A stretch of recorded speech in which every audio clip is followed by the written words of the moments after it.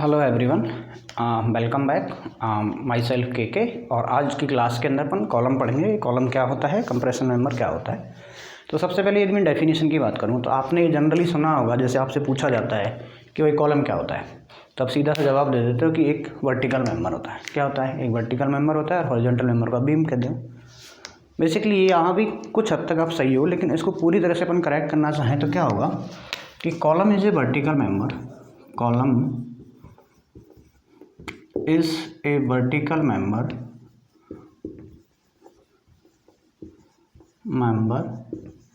which is subjected with an axial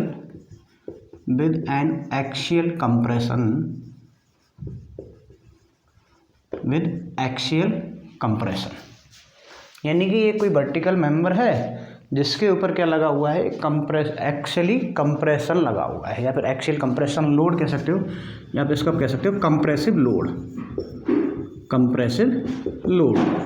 यानी ऐसा कोई वर्टिकल मेंबर जिसके ऊपर एक एक्चुअली वर्टिकल लोड लग रहा है, उसको अपन क्या कहते हैं? कॉलम कहते हैं। जैसे कि एग्जांपल की मैं बात करूं, जैसे कि ये मैंने कोई एक मेंबर बनाया, ठीक है, तो ये वर्टिकल मेंबर हो गया और इसके ऊपर मैंने लगा दिया लोड। तो ये कैसे होना चाहिए भाई? एक्सियल कंप्रेसिव लोड होना चाहिए। एक्सियल कंप्रेसिव, दोनों बातों को याद रखना है, तो एक्सियल भी होना चाहिए और कंप्रेसिव भी होना चाहिए। तो ये मेंबर मेरा क्या कहलाएगा भाई? कॉलम कहलाएगा। ठीक है, तो अभी आपने दो चीज़ पढ़ी हुई, एक तो कॉलम, कई बार आपने सुना होगा कि कॉलम है, कोई बोल देता है स्ट्रट। क्या बोल देता भाई? स्ट्रट।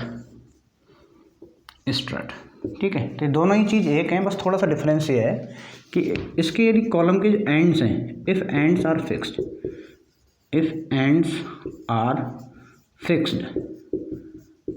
तो ये क्या हो जाएगा भाई? कॉलम। और इफ़ एंड्स आर पिंड यानी पिंड हैं या फिर हिंज्ड हैं, ठीक है, हिंज्ड हैं, तो उस केस में अपन क्या बोल देते हैं? इनको स्ट्रट बोल देते हैं। या फिर अपन बेसिकली ऐसे भी कह सकते हैं कि कोई भी जो ट्रस होता है, क्या होता है भाई? ट्रस के जो मेंबर्स होते हैं, जो कंप्रेशन में होते हैं, उसको अपन क्या कह देते हैं? स्ट्रट। और जो फ्रेम होते हैं, ठीक है, फ्रेम का जो कंप्रेशन मेंबर होता है उसको अपन कह देते हैं कॉलम। ठीक, तो ये बेसिक सा डिफरेंस है। और ये अपन को बताइए कि ट्रस क्या होता है। ट्रस के जितने भी एंड या जॉइंट्स होते हैं वो कैसे होते हैं? पिन जॉइंटेड होते हैं या फिर हिंज जॉइंटेड होते हैं, यानी वहाँ पे क्या होता है? मूवमेंट फ्री होता है।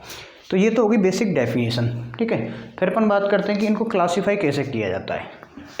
Columns are classified. ठीक है, तो इसकी क्लासीफिकेशन को मैं 3 टाइप में दे देता हूँ कि कॉलम को अपन 3 पार्ट में डिवाइड कर देते हैं। ठीक है, कॉलम को यही अपन 3 पार्ट में डिवाइड करते हैं। पहला जो पार्ट रहेगा, जैसे कि उनको डिवाइड किया मैंने शॉर्ट कॉलम। क्या हुआ भाई? Short column.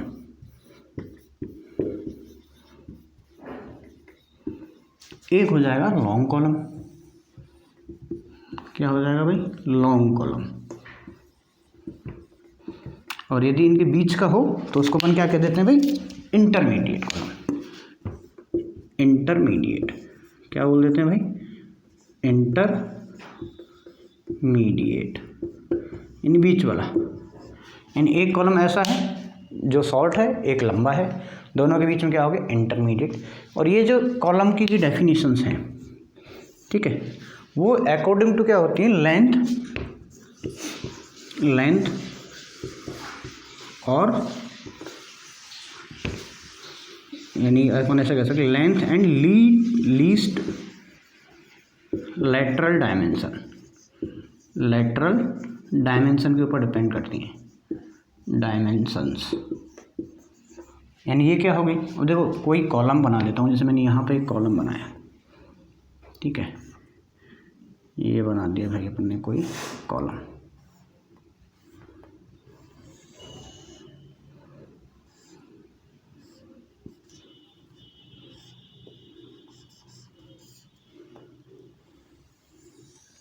ये जैसे आपको एक स्क्वायर कॉलम दिख रहा है, तो ये तो इसकी क्या हो गई? लंबाई हो गई। क्या हो गई? लंबाई। तो इसके जो रेस्पेक्ट में लेटरल डायमेंशन रहेंगे, लेटरल यानी कि परपेंडिकुलर या फिर ट्रांसवर्स डायरेक्शन रहेंगी, ये वाली रहेंगी, ये ए मान लिए और बी मान लिए। यदि इनका जो रेशियो है, ठीक है, यदि इसका रेशियो के ऊपर डिपेंड करते हैं, किसी कॉलम की लंबाई बहुत ज़्यादा है एज़ कम्पेयर टू ये लिटरल डायमेंशन, तो वो अपना लॉन्ग कॉलम रहेगा। यदि ये एज़ कम्पेयर टू लंबाई ये कम है, लीस्ट लेटर डायमेंशन लंबाई कम है और ये डायमेंशन इसके कंपेरेटिव है, तो वो शॉर्ट कॉलम हो जाएगा, और बीच वाला होगा वो इंटरमीडिएट रहेगा। बेसिकली अपना ये माना जाता है कि जो लेंथ अपॉन जो लेस्ट लिटरल डायमेंशन है, इनकी लेंथ अपॉन में लीस्ट लेटरल डायमेंशन, यदि इसकी वैल्यू लेस देन क्या है 10 है, लेस देन 10 है, तो ये क्या माना जाएगा, शॉर्ट कॉलम माना जाएगा। शॉर्ट कॉलम जनरली सामान्यतः मानते हैं, ऐसा कोई फिक्स नहीं है, लेकिन ज़्यादातर अपन इसी केस की बात करते हैं कि कोई शॉर्ट कॉलम है उसका मतलब क्या होगा, length upon least lateral dimension है वो क्या रहेगी, उसकी 10 से कम रहेगी। ठीक है, अब जब फेलियर की बात करता हूँ, इसके फेलियर की बात करूँ यदि मैं, कि यदि मेरा क्या है शॉर्ट कॉलम है, शॉर्ट कॉलम जो हमेशा फेल होगा वो होगा क्रिपलिंग में। किस में होगा भाई, क्रिपलिंग, शॉर्ट। अब क्रिपलिंग क्या होता है इसको भी थोड़ा समझेंगे पहले। ठीक है, पहले मैं लिख देता हूँ, लॉन्ग कॉलम जो फेल करेगा वो हमेशा फेल करेगा बकलिंग, और जो इंटरमीडिएट होगा वो कॉम्बिनेशन ऑफ बोथ, यानी कि क्रिपलिंग और बकलिंग दोनों के ही कंपेरिजन जो मिला के जो फेल होगा कंबाइंड इफेक्ट से होगा वो क्या होगा अपना इंटरमीडिएट। अब देखो क्रशिंग, अपन क्रशिंग को मतलब क्या समझते हैं भाई, कोई शॉर्ट कॉलम है, शॉर्ट कॉलम मैंने बना ली ये वाली भाई, ये कोई शॉर्ट कॉलम है जिसकी लंबाई और चौड़ाई मतलब जो लीस्ट नाम है ना वो 10 से कम है, तो इसके ऊपर मैंने कोई लोड लगाया कंप्रेस, ठीक है, तो इसकी वजह से ये क्या कर जाएगा, क्रशिंग कर जाएगा, क्रशिंग यानी दब जाएगा, टूट जाएगा, कंप्रेशन में नष्ट हो जाएगा। ठीक है, और ये पहले बेंड नहीं होगा, सीधी सी बात है, जब किसी अंदर बात करते हैं नॉर्मली कोई इंसान है, ठीक है, कोई पतला इंसान है जिसकी हाइट बहुत ज़्यादा है, ठीक है, तो आपने देखा होगा उसको लॉन्ग टाइम में क्या होता है, बुढ़ापे के टाइम तो क्या हो जाता है, बेंड कर जाता है, झुक जाता है, जबकि जिसकी हाइट कम होगी वो नहीं झुकेगा। इसका रीज़न भी एक तरह से अपन देख लेते हैं कि यदि किसी की लंबाई कम है, ठीक है, और कॉलम की उसके ऊपर लोड लगाए तो वो सीधा क्रश करके फेल हो जाएगा। वहीं यदि कोई कॉलम है वो लॉन्ग कॉलम है, ये मान लिया कोई लॉन्ग कॉलम है, अब इसके ऊपर आपने लोड लगाया तो ये कॉलम क्या कर जाता है भाई, बैंड आ जाता है, इसके अंदर क्या आ जाता है, बैंड आ जाता है, और इसी बैंड को मैं क्या कह देता हूँ, बकलिंग। क्या बोल देते हैं अपन, बकलिंग, यानी कि जो लॉन्ग कॉलम है उसको बकल कर जाएगा और जो शॉर्ट कॉलम है वो क्रश कर जाएगा, यानी क्रिपलिंग हो जाएगी उसकी। और जब इंटरमीडिएट की बात करेंगे तो वो दोनों के कॉम्बिनेशन से फेल होता है। तो ये इनका फेलियर क्राइटेरिया भी हो गया यहाँ पे कि किस तरह से ये फेल होगा। तो ये सारी short column, intermediate column, long column, short column का जो फेलियर की बात करें तो क्रिपलिंग की वजह से होगा, लॉन्ग कॉलम होगा फेल बकलिंग की वजह से होगा, और इंटरमीडिएट होगा वो दोनों के कॉम्बिनेशन के साथ में फेल हो जाता है। तो ये बातें अपन को यहाँ पे याद रखनी है।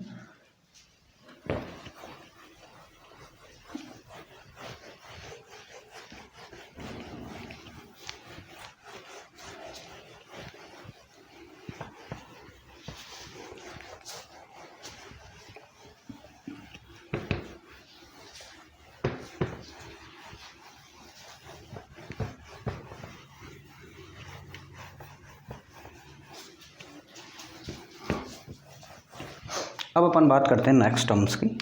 जैसे कि अपने एक टर्म पढ़ी थी radius of gyration, radius of gyration, ठीक है भाई, रेडियस ऑफ गायरेशन, जिसको आप चाहो तो आर से रिप्रेजेंट कर लो या फिर के से कर लो, कोई फ़र्क नहीं पड़ता, किसी से भी आप रिप्रेजेंट कर सकते हैं। तो ये चैप्टर जब मैंने मोमेंट ऑफ इनर्शिया आपको पढ़ाया था, जब मोमेंट ऑफ इनर्शिया जो वाला चैप्टर पढ़ाया था, तो मैंने वहाँ भी आपको बताया था कि ये क्या है, एक ऐसी डिस्टेंस है, रेडियस गायरेशन क्या है, एक ऐसी डिस्टेंस है जिसके स्क्वायर का यदि अपन एरिया से मल्टीप्लाई कर दें, यानी आर एक का अपन किससे मल्टीप्लाई कर दें, आर स्क्वायर, यानी कि रेडियस ऑफ गायरेशन एक ऐसी डिस्टेंस है जिसके स्क्वायर का मल्टीपल अपन किससे कर दें, एरिया से कर दें, तो वो अपन को मोमेंट ऑफ इनर्शिया दे देता है। क्या दे देता है भाई, मोमेंट ऑफ इनर्शिया दे देता है। तो मोमेंट ऑफ, अब जैसे आर की वैल्यू आपको निकालनी हो तो आर क्या हो जाएगा, ऐसे लिख सकते हो I/A, क्या लिख सकते हैं भाई, आई बाई ए। ये किसकी वैल्यू, आर स्क्वायर की, और यहाँ से यदि अपन को आर निकालनी तो क्या हो गया, root of i by a, root of i by a. अब ये आर कैसे है, देखो आर के यदि आर एक्स एक्स की बात करेंगे तो अपन क्या लिख देंगे, आई एक्स एक्स अपॉन में A under the root.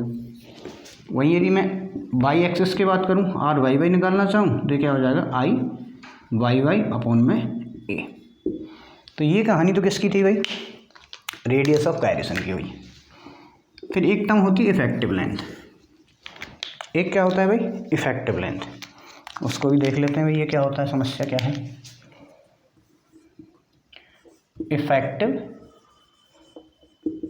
Length, effective length, या फिर इसको आप रिप्रेजेंट करना चाहो तो आप इसको कर सकते हैं एल इफेक्टिव से। क्या हो गया भाई, एल इफेक्टिव, ये क्या हो गया अपना इफेक्टिव लेंथ। तो अपन ने जब बात करी कि कोई भी कॉलम है, जैसे कॉलम की बात करूँ, ये कि फिक्स एंड है, ये कोई कॉलम है जिसके दोनों एंड क्या है मेरे, फिक्स है, ठीक। तो जब भी अपन फिक्स बीम की बात करते हैं तो यहाँ पे क्या होता है, नेगेटिव मोमेंट होता है, यहाँ पे नेगेटिव मोमेंट होता है, और ये कुछ स्लोप की जब हम बात करते हैं तो कुछ इस तरह से यहाँ पे हॉगिंग रहेगी, ठीक, उसके बाद सैगिंग करेगी, उसके बाद अगेन सैगिंग, और इस तरह से हॉगिंग आने लगेगी। यानी ये जो पॉइंट होते हैं बेसिकली, ठीक है, यानी कि ज़ीरो मोमेंट जहाँ दोनों पॉइंटों के बीच होता है, zero moment,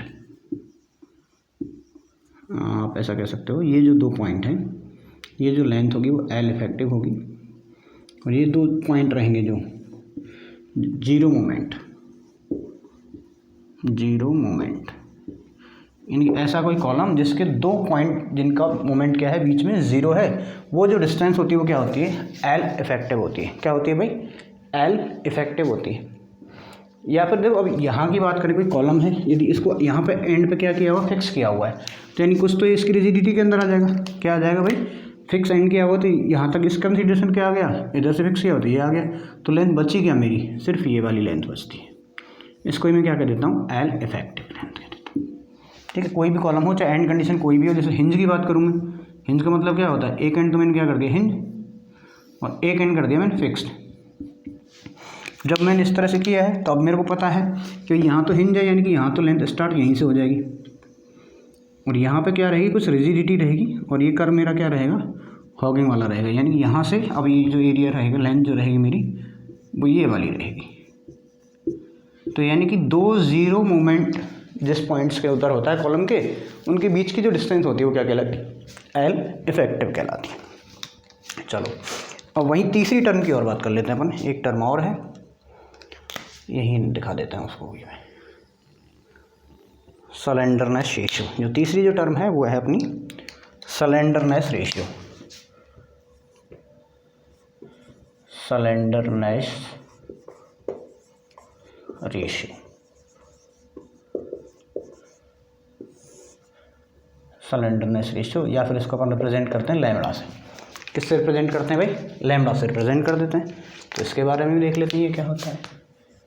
it is the ratio of, it is the ratio of effective length, effective length to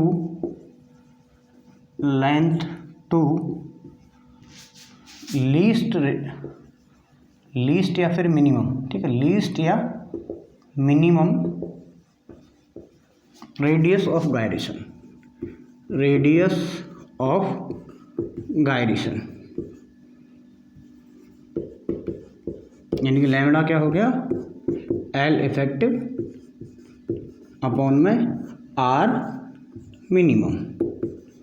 यानी कि जो भी अपनी आर मिनिमम रहेगी, चाहे आर एक्स एक्स रहे चाहे आर वाई वाई रहे, उसका यदि मैं एल इफेक्टिव के साथ में क्या निकाल दूँ, रेशियो निकाल दूँ, तो वो मेरा क्या हो जाएगा, स्लेंडरनेस रेशियो, ठीक है। तो तीनों ही टर्म याद रखनी। रेडियस ऑफ गायरेशन क्या होती है, radius of gyration equals to the under root I by A. L effective क्या होता है, कोई भी कॉलम है उसके दो जीरो मोमेंट पॉइंट्स के बीच की डिस्टेंस कहलाती है, वो क्या कहलाती है, एल इफेक्टिव कहलाती है। और स्लेंडरनेस रेशियो क्या कहलाता है, it is the ratio of effective length to the least minimum radius of gyration. Least लिख लो या फिर मिनिमम लो, एक ही बात है, ठीक है। तो आर मिनिमम, अब चाहे यहाँ आर मिनिमम क्या होगा, आर एक्स एक्स और आर वाई वाई, इसमें से जो भी मिनिमम रहेगा, ठीक है, जो भी क्या रहेगा मिनिमम, उसको अपन आर मिनिमम दे देंगे। इन दोनों से जो भी मिनिमम रहेगा उसको अपन आर मिनिमम कह देंगे, ठीक। तो ये तो अपना फर्स्ट सेगमेंट हो गया। इसके अंदर कुछ अपन ने डेफिनेशन पढ़ी, शॉर्ट कॉलम क्या होता है, लॉन्ग कॉलम क्या होता है, उनका फेलियर किस तरह से रहेगा, इफेक्टिव लेंथ क्या रहती है, रेडियस ऑफ गायरेशन क्या रहता है, एंड स्लेंडरनेस रेशियो क्या होता है, ठीक। तो अब अपन पढ़ते हैं कि आयलर्स थ्योरी। अब क्या पढ़ेंगे अपन, आयलर्स थ्योरी। तो आयलर्स थ्योरी क्या है, तो कोई भी अपन जो थ्योरी पढ़ने वाले हैं उससे पहले सबसे पहले उसके अपन पढ़ते हैं अजम्पशंस। आयलर्स थ्योरी के अजम्पशंस अपन पढ़ेंगे।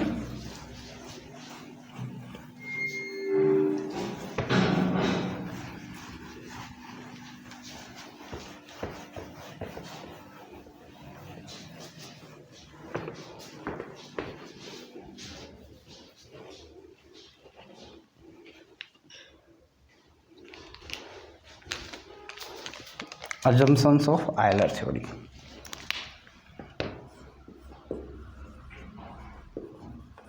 Assumptions of Euler's या फिर यूलर्स, जो भी आप कहना चाहो, कुछ फर्क नहीं पड़ता है। आयलर्स थ्योरी क्या क्या आपको अजम्पशंस लेके चल रहे हैं, उनको अपन पढ़ते हैं, कौन कौन से अजम्पशन लेते हैं, वन बाई वन उनको डिस्कस भी करेंगे, ठीक है। तो सबसे पहले तो जो आयलर थ्योरी है, इट इज़ बेस्ड ऑन या फिर use, Euler theory used for long column only, यानी पहले जो थ्योरी है वो सिर्फ लॉन्ग कॉलम के लिए ही वैलिड है, ठीक है, लॉन्ग कॉलम के लिए ही वैलिड है। अब अजम्पशंस पे आते हैं वन बाई वन। पहला जो अजम्पशन है वो अजम्पशन यही है जो अपन बहुत पहले भी पढ़ चुके हैं, क्या कि मटेरियल, जो कॉलम का जो मटेरियल रहेगा, material of column is isotropic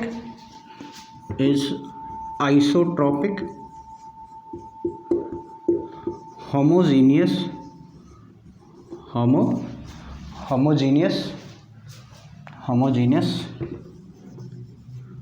and elastic, यानी जिस भी मटेरियल से मेरा जो कॉलम बना हुआ है वो कैसा है, कॉलम आइसोट्रोपिक है, मतलब जो मटेरियल है वो कैसा है, आइसोट्रोपिक है। सेकंड दे रखा है होमोजीनियस है, और थर्ड है इलास्टिक। तो आइसोट्रोपिक से तो अपन जानते ही कि ऐसा कोई मटेरियल जिसको मतलब जो हर एक डायरेक्शन के अंदर क्या करे, सेम प्रॉपर्टीज है, यानी कि सारी डायरेक्शन के अंदर प्रॉपर्टी क्या रहे, सेम रहे, चाहे एक्स डायरेक्शन की बात करो, वाई डायरेक्शन की बात करो, जेड डायरेक्शन की बात करो, तो आइसोट्रोपिक हो जाता है। होमोजीनियस की मैं बात करता हूँ, यानी कि मटेरियल्स का कहीं से भी किसी पार्ट को आप उठा लो तो उसका जो कंपोजिशन रहे वो क्या रहेगा, सेम रहेगा, यानी कि सेम कंपोजिशन से बना हुआ है तो होमोजीनियस रहेगा। और इलास्टिक का मतलब क्या है, यदि आपने एक सर्टेन लिमिट तक उसके ऊपर लोड लगाया और उस एक्शन लोड को आपने बाद में हटा दिया तो वो अपनी पुरानी कंडीशन के अंदर क्या आ जाए, वापस आ जाए। तो ये तो उसका क्या हो गया भाई, फर्स्ट अजम्पशन हो गया। सेकंड अजम्पशन की मैं बात करता हूँ, आयलर ने सेकंड जो अजम्पशन मान के चला वो चला कॉलम इज़ लॉन्ग कॉलम, यानी जो कॉलम है वो कैसा होगा, लॉन्ग कॉलम होगा। कॉलम ऐसे लिख लो चाहो तो, कॉलम इज़ लॉन्ग कॉलम, क्योंकि ये थ्योरी किसी के लिए ही अप्लाई, यदि आप शॉर्ट कॉलम की बात करेंगे तो ये एप्लीकेबल नहीं होगी। थर्ड अजम्पशन की मैं बात करता हूँ, the column is initially straight, the column is initially straight का मतलब क्या होगा, सीधा, यानी कॉलम जब भी अपन पहले बात करेंगे तो प्रॉपर क्या होगा, स्ट्रेट होगा, and cross section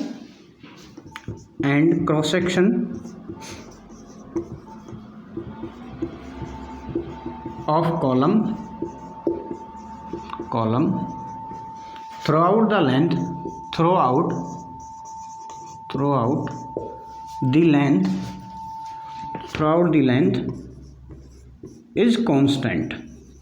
length is constant, इसका मतलब क्या हो गया, पहला जी बात की अपने कि भाई कॉलम है वो मेरा क्या है, स्ट्रेट है, तो सीधा का सीधा है इनिशियली, यानी जब उसके ऊपर लोड लगाया जब कॉलम क्या था, सीधा था। और उसका यदि मैं क्रॉस सेक्शन की बात करूँ, चाहे कहीं से भी नाप लूँ मैं, ठीक है, कहीं से भी कट करूँ, इसका जो क्रॉस सेक्शन रहेगा वो क्या रहेगा, constant. Cross section is constant, same रहेगा, ठीक है। ऐसा नहीं है कि कहीं से चौड़ाई बढ़ गई या उसकी विड्थ है वो बढ़ गई, सेम रहेगा, जैसा ऊपर है वैसे नीचे रहेगा। यदि ऊपर सर्कुलर है तो नीचे भी सर्कुलर रहेगा, बीच में से कहीं चेंज नहीं होगी उसकी शेप भी। एक तो ये हो गया क्रॉस सेक्शन, उसका क्या रहेगा, सेम रहेगा, cross section of column. Cross section area भी लिख सकते हैं आप, cross section area of column is column through out the length is constant. Third जो अजम्पशन ये हो गया। फोर्थ अजम्पशन की मैं बात करता हूँ। चौथा अजम्पशन जो आयलर ने लिया था वो लिया था कि load applied on column is concentric. Load applied on column is concentric. इसका मतलब क्या है, यदि ये कॉलम का क्रॉस सेक्शन है, ऐसे समझिएगा, ये कॉलम का क्रॉस सेक्शन है, यानी कि इसकी एक क्या है, विड्थ है और एक डेप्थ हो गई, यानी कि जो भी कॉलम है, जैसे आपने बात कर रहे हैं कोई भी कॉलम, ये लंबाई चौड़ाई जैसे इस तरह से अपन लेंगे, है ना, ये ऐसे होता है कॉलम, है ना, ये कॉलम, ठीक है। तो ये इस क्रॉस सेक्शन की बात कर रहा हूँ, ये क्रॉस सेक्शन मैंने यहाँ पे बनाया हुआ है। तो कॉन्सेंट्रिक का मतलब क्या होता है कि सेंटर में होगा, यानी जो लोड लगेगा वो कहाँ पे लगेगा, इसके सेंटर पे लगेगा, यहाँ पे लोड लगेगा, ठीक है, यानी ये जो लोड लगेगा वो इस पॉइंट पे लगेगा, इसके पे कॉन्सेंट्रिक रहेगा, ठीक। तो ये भी याद रखना है कि the load applied column is concentric. Next जो रहेगा, नेक्स्ट जो अजम्पशन है वो अजम्पशन है इसका फेलियर ऑफ कॉलम, फेलियर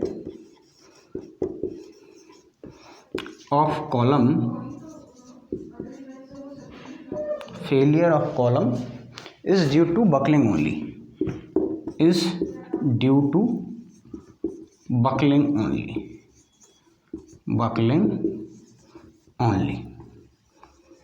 अब ये क्या है भाई, बकलिंग का मतलब सीधी सी बात ये है कि एक तो बात ही अपन लॉन्ग कॉलम की कर रहे हैं, बात किसी कर रहे हैं, लॉन्ग कॉलम पर कर रहे हैं, तो इसका जो फेलियर है वो कैसे होगा, ओनली बकलिंग की वजह से होगा, यानी कि पहले बकल करेगा, यानी बैंड करेगा, उसके बाद टूटेगा, यानी कि इसके अंदर जो नुकसानदायक है वो, यानी कि जो हार्मफुल है वो क्या है, बकलिंग, ठीक। तो ओनली बकलिंग की वजह से इसका फेलियर होगा। और लास्ट जो अजम्पशन है वो आप मान सकते हैं कि सेल्फ वेट ऑफ कॉलम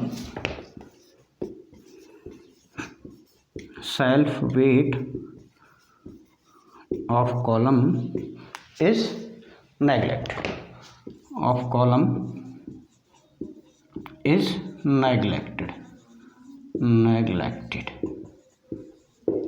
और कह सकते हैं आप लास्ट में ये भी कह सकते हो the end of columns hinge are frictionless,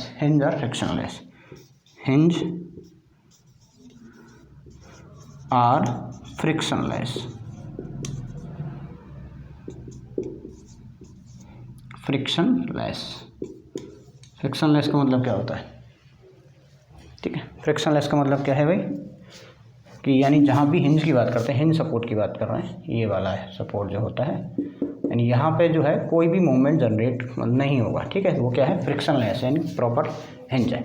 तो ये कुछ अजम्पशंस हैं जो कि आयलर्स ने अपनी थ्योरी देने से पहले लिए।